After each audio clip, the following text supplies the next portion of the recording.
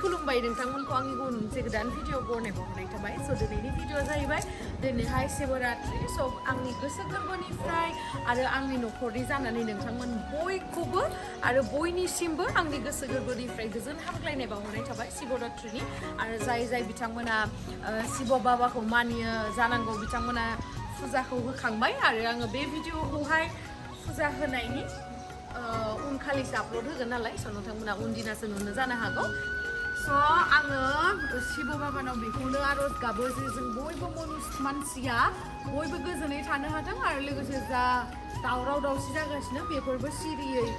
दबथायलांथों आरो गासैबो सुबुं माहारियानो मुलुगाव गोजोनै थांना थानो हाथों आं बेखौहाय आर'ज गाबगोन स' नोंथांमोनाबो जुदि आंनि भिडिअखौ नायनो इन्ट्रेस्टेड ना नायलांबाय थादो ना मा होनो बिदिब्ला आं भिडिअखौ स्टार्ट खालामनोसै चलो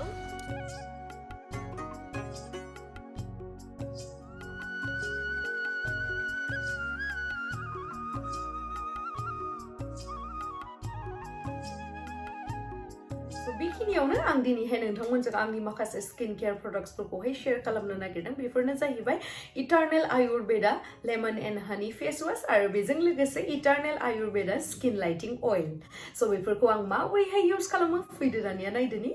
So फार्स्टआवहाय इटारनेल आयुर्वेदा स्किन लाइटिं अइलखौहाय 3-4 ड्रप्स दिहुननानैहाय सार्कुलार मोसनजोंहाय जोङो फेसखौ मासाज खालामनांगौ आरो बेयावहाय दङ हालदै आरो एल'भेरा आरो नोंथांमोना मिथिखायो जे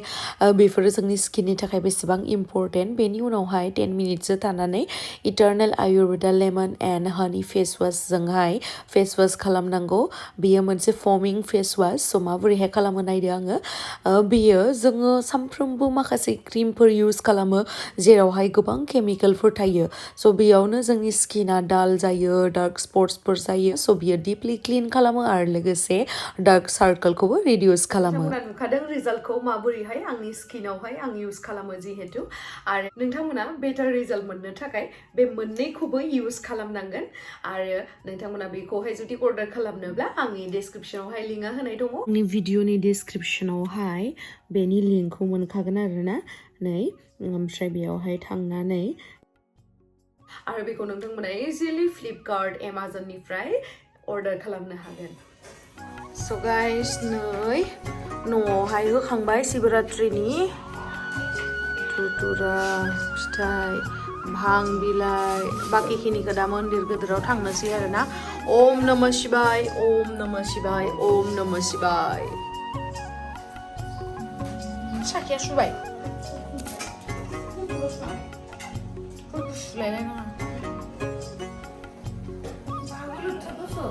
बेखौबो लादो नोङो थांनोसै दे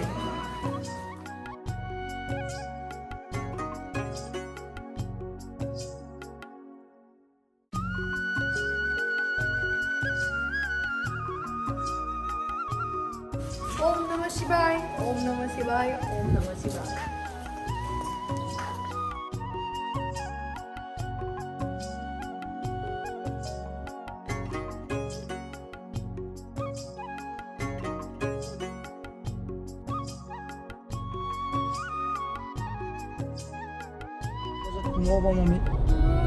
ओम नमः शिवाय हरि ओम हर हर महादेव हर हर महादेव आज बहुत कहानी शिवरात्रि ना समझे आज शिवरात्रि बहुत कहानी আছে बहुत कहानी আছে जोङो शिवरात्रियावहाय फुजा होनो थांदोंमोन गरसुकनिफ्राय 10 किल'मिटार गोजानावहाय आरो हाजोथिं पामहि होननायावहाय शिब मन्दिरावहाय थांदोंमोन जोङो नायलांबाय थादो बिराद मोजां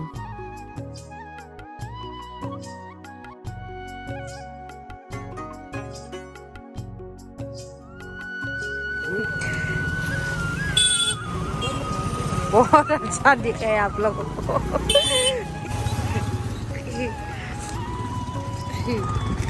दायो जों गेटसे मोनफैबायानो थाबायना मोनगोन ना गेट डाक्टरफोरा गोबां धरिसे আমার কয়টা আছে मायो साखि बहुतटा दोङो हरनो हो माबा दोङो 12टा मोननै 14टा दोङो শুধুটা দিও ইমান নালাগে তো লম্বা কিমান লম্বা ডাঙৰ ডাঙৰ দুটা দিয়ক ডাঙৰ চাকিৰ কাৰণে ইমান মান ডাঙৰ দুটা আছে ओए मोरो भाई ए मोर मोर दे दो डाली सजा दिए थे थु चलो बोरैबा गोजौ जौथारलै गाखोनो हागवाखै मुखखौ बन्द रखो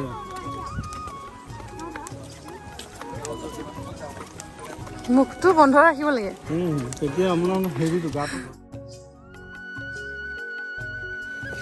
গোল লাগে নাই চেন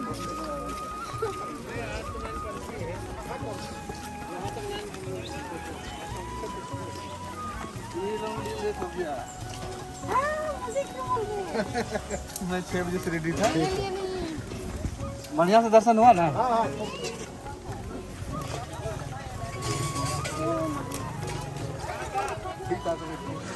बै थिंनिफ्राय थाबायबोनानै नै इयालागै सफैबाय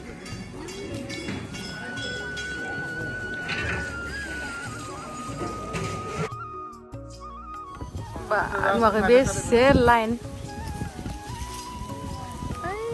सेबां আমার পুষ্পাঞ্জলি লাইন হয়েছে না गाइस लाइफआव आङो इमान गोलाव लाइनाव थानानै माने दिनैसिम आं बहुत फुजा होबाय खिन्थु इमान गोलाव लाइनाव थानानै आं बिदि फुजा होफेराखैमोन आरोना बेनो फार्स्ट टाइम खिन्थु बिराद मोजां नांदो आरोना गोसोआ जे इमान माने गासैबो भक्तफोरखौ लोगो मोनदो शिब बाबानि आरो जमा जमा फुजा हैनो थांदो बिराद मोजां मोनदो गोसोखौ गोथार मोनदो ओमफ्राय जोङो थांदोंमोन 8टासोआवनो ओमफ्राय 9टायाव मोनहैदो जोङो एसे लेट जाबाय नेनायमोन नालाय लोगोफोर दंमोन ओमफ्राय 9टासोनिफ्राय नेदो जोङो फुजा होखांनानैहा 2टायावसो मोनफैदो न'आव बिराद गोबाव ओमफ्राय आरो जों फैखांनानै फुजा होखांनानैबो ओरैबायसा लाइनमोन माखासे मानसिफ्रा फुजाखौनो होनो मोनाखैनो खिन्थु जों बिराद लाकि बा आं गावखौनो लाकि होननानै सानना लायो जे एसेबां गोबाव नेनायनि उनावबो जे जोङो बाबानि दर्शन खालामबोनो हाबाय बेनि थाखायनो शिब बाबानिसिम गोसो गोरबोनिफ्राय साबायखर बावहरनाय थाबाय दर्शन कर लिया है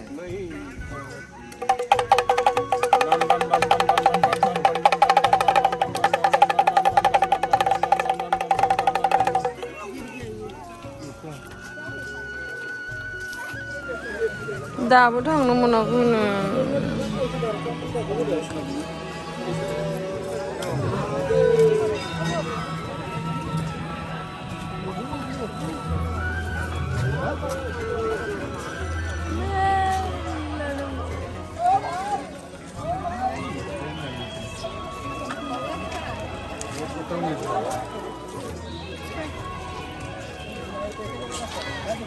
बेसेबा नेबाय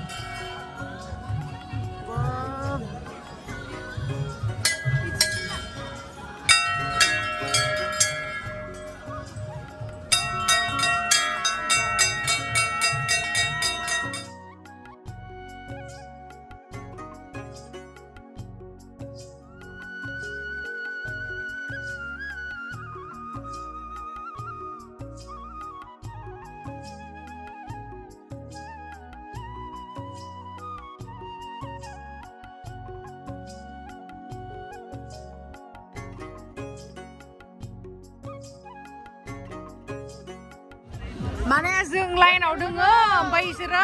एक्सट्रा जिंथिं फैनानै फैबाय थायोले जों लाइनाव दोङो इसोरो एक्सट्रा फैबाय थायो बेखायनो नहीं होगा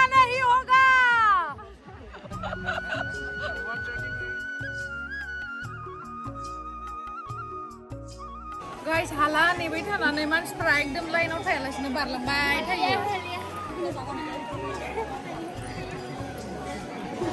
मार गोलोदलै हाला इयावसो लानांसिगोन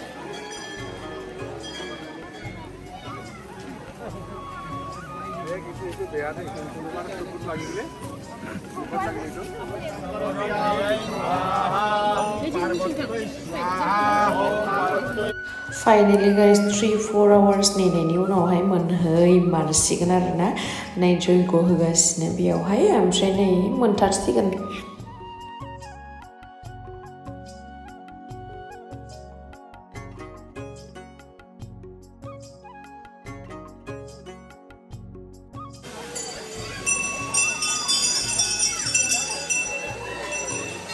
पहले हम लोग इसमें स्नान करते थे हाँ और उसमें मछली पकड़ लेते थे इसमें और यही नहा के उसमें पूजा कर लेते थे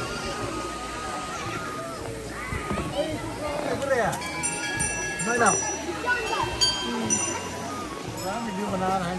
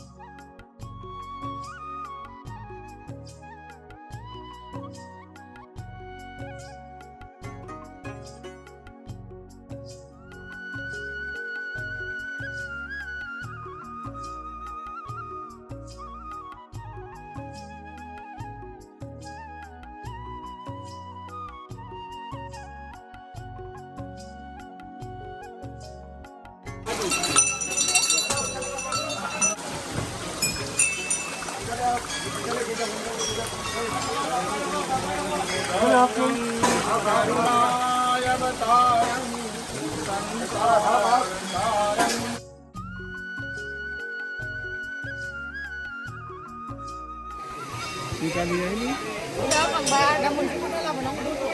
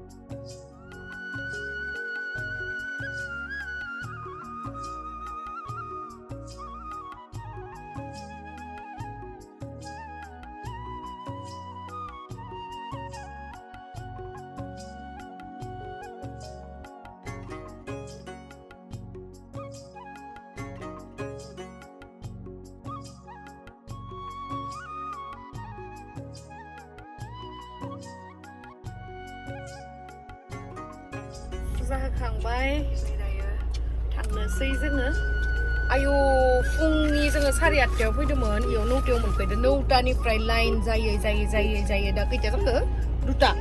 दा दासो जोब्बाय 2टायावसो जोब्बाय बिराद आरो दाबो बिराद लाइन दङ बिसोरो मोनालाय लांगोन गाइस मार उन्दुबाय ओमफ्राय उन्दुनानै आइथिं साजोब्बाय आरोना ओरैबायसा लाइन जों फैखांनाबो माने बहुद लाइन दङ ओमफ्राय आइथिंआनो साजोबदो आखाइफोरा साजोबदो बहुद सादो आरो आं मिथिनायाव सोरबाना लाइन जानानैबो फुजा होनो मोनबावलायाखैनो आरोना बहुद गोलाव लाइनमोन ना फुजा होनो मोनबावलायाखैनो सिखानसै इसोरो आलु फ्राय जानो नागिरदों माने फुजा होनायखाय जेबो जाया नालाय आंथ' जेबो जाला आङो फास्टिंसो खालामदों नालाय नै फुजानि बुटखौ दोनफैबाय अनलि दैल' लोंगोन दै गाइस आं ब्रत लाखिदों नालाय फास्टिं खालामदों महा शिवरात्रिनि थाखाय निर्जला उपवास एखायनो दैल' लोंदों